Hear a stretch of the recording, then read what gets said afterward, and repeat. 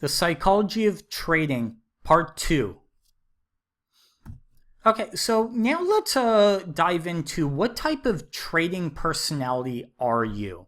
Okay, there's three major different trading personalities, I believe. There's probably more if you break it down even more, get more micro down to what different personalities, but these are your three general ones, okay? The very first one's the gambler trader. Okay, this is the trader that treats the stock market or futures market, options market, kind of like the casino, right? They overtrade, just keep playing blackjack, right? They're up, they never know when to walk away. They bet bigger than they really should. Okay. So pretty much the casino trader, the gambler trader is an over trader. Okay, they trade way too much. Next, you have the gambler does not look at the odds or the high probability trades. Okay, so the gambler traders just they're in it for the action, for the good time, right? They're not doing it to really make money. Because if we all know Vegas, you're probably not going to win because the odds aren't in your favor. They're actually in the casino's favor. Okay, so these are what gamblers do, and that's actually a bad thing because you want the odds in your favor. You want high probability trades to be successful over the longer term. That's why casinos have these big hotels all up and down the strip, okay? And then the gambler trader will have big wins, but they'll also have really big losses, okay? Somebody like Jesse Livermore, okay? Jesse Livermore was a millionaire 5 times over, right? He made $1 million, lost it, lost it. So, and ended up kind of losing everything he ever had because it's like a roller coaster. They're always having highs and they're always having lows. Next, you have the conservative trader, okay? This is the trader that looks at odds and probabilities on all trades, right? They've become to be very patient, okay? They have patience and discipline. Okay, that's what high odds. You sit there, you wait for the trade, okay? But you kind of know, hey, if I'm patient and I wait for this, I will have the odds in my favor and I'll have a better chance of success. They look for high probability trades through all different markets, okay? And then finally, they make money over time. They don't have the big wins, big losses, the roller coaster, but usually they'll have their winners, right? But they'll be able to maintain their losses, okay? These are the type of traders that you always hear of: cut your losses quick and let your winners run. Okay, those are the conservative traders. They'll have maybe a bunch of small losses and a few really good winners, okay? And those are the high probability trades or the patience, okay, to wait for the trade to set up. And then finally, you have the scared money, okay? This is the scared money. They're scared to pull the trigger on trades, right? They have a fear of placing a trade. Why do they have the fear of placing the trade, right? Maybe it could be for a series of reasons, but usually they have a fear of losing money, okay? They're trading with money they really can't afford to lose, right?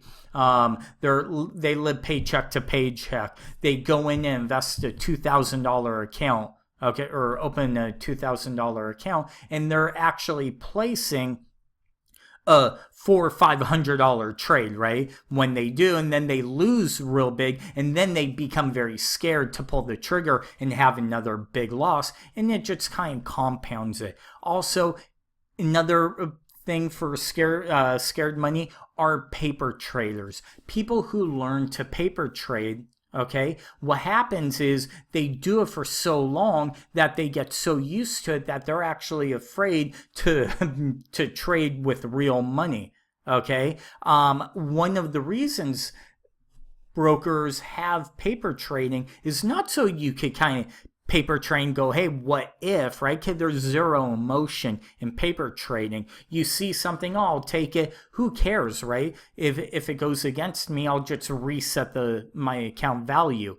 The minute you put a live trade on, it's a whole different ballgame, right? It doesn't matter if you have $10 worth of profit or $10 worth of loss. You're either happy because you made $10 or you're really mad because you lost $10. Now, there are some traders who could care less, right? That's the gambler trader. So the scared money, usually their account value, okay, stays the same to lower over time, because what they do is they cherry pick their trades. Every time they see a trade, they won't take it, but then when they get the courage to actually take it, it's a loser.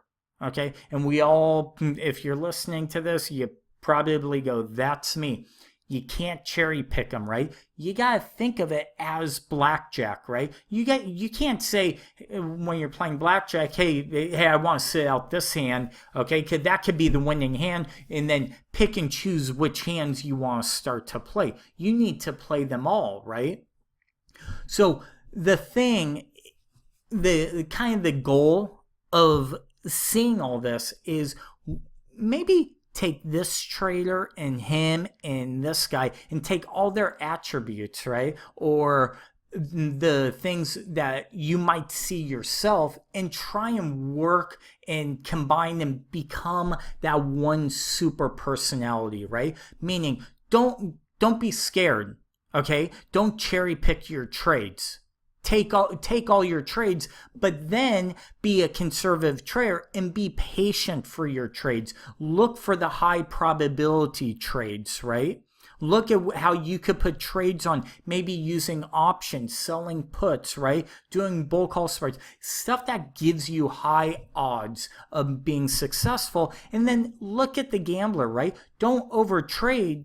But maybe hey, if you really think something's going to make money, maybe it's good to risk a little more, right? To make a little more, but keep everything in perspective and try and tie all these and become one super personality of a trader. So that's what type of trading personality are you. Next is understanding the importance of a trading plan. Okay.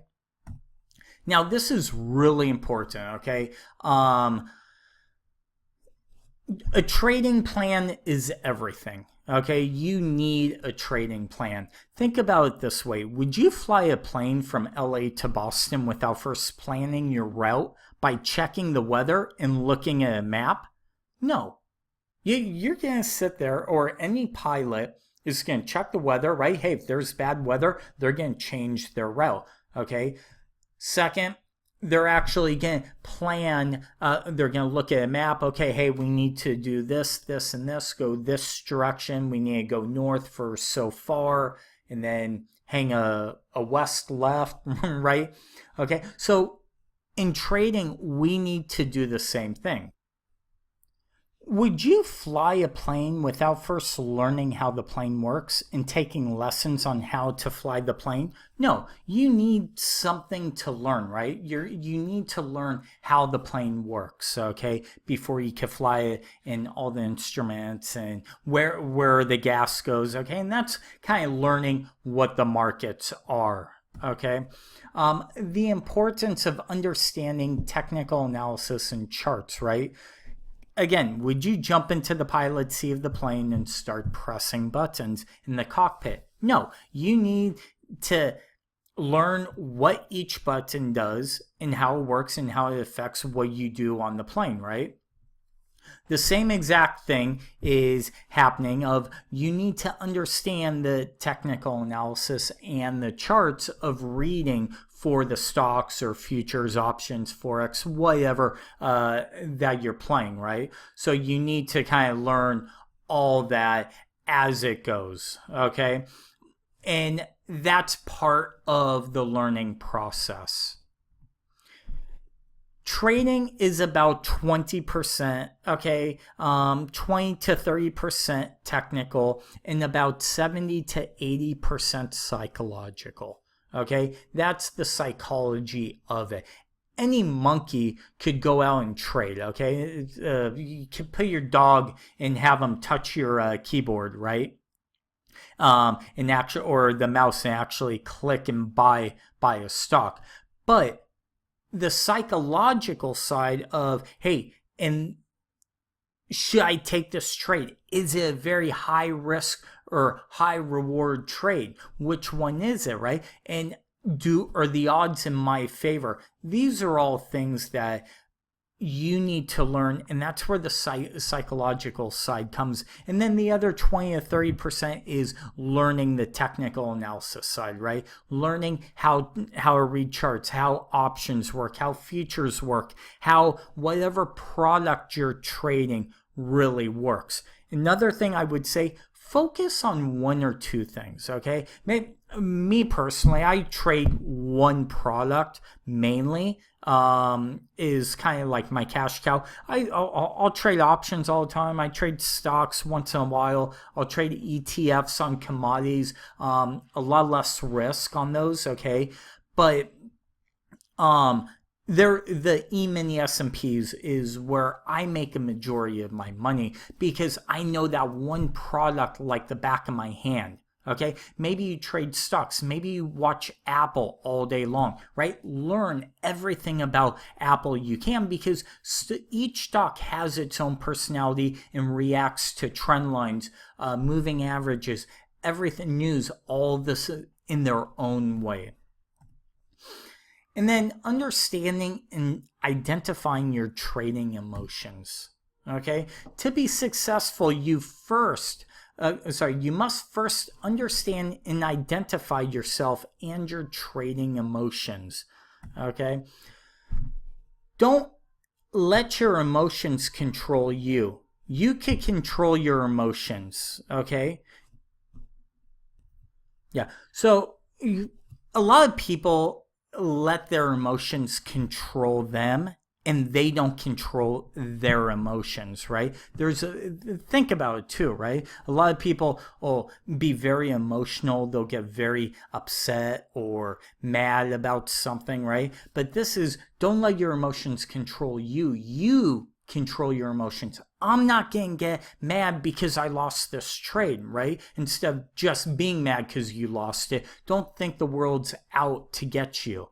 Okay, God didn't sit there and say, hey, I'm going to make you lose this trade to teach you a lesson, or there's a market maker out there who hunted down your stop. Doesn't work that way, okay? It's about your trade location. And guess what? Sometimes trades don't work out, okay? But don't get upset. Don't get, like one of my mentors taught me, when you win a trade, don't get real happy. And when you lose a trade, don't get mad.